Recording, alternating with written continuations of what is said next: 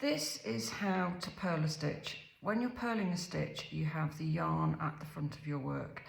I hold the needles like this. I have the right needle balanced on these 3 fingers of my hand, and I control the working yarn with my index finger. And the left needle is balanced on all these fingers, and then I control the needle with my thumb.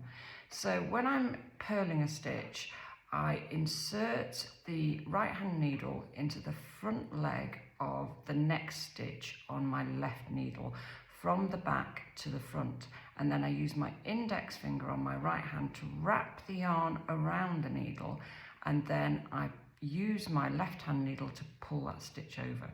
So looking at that again, I've inserted my right hand needle into the front leg of the stitch on my left hand needle.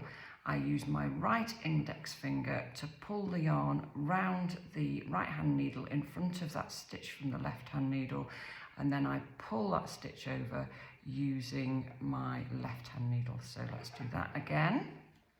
So this is purl stitch, which is the wrong side of stockinette stitch. So that's a commonly used stitch in knitting patterns, and it's made up of 1 row of knit and 1 row of purl. So I'll show you what that looks like when we reach the end of the row.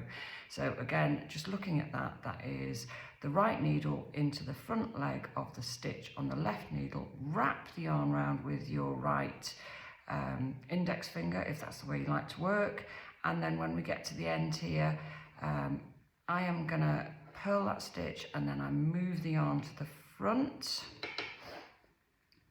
and there we have stockinette stitch. So stockinette stitch is a lot of interlocking V stitches like that. So that is what you'll typically see on the right side of knitting patterns.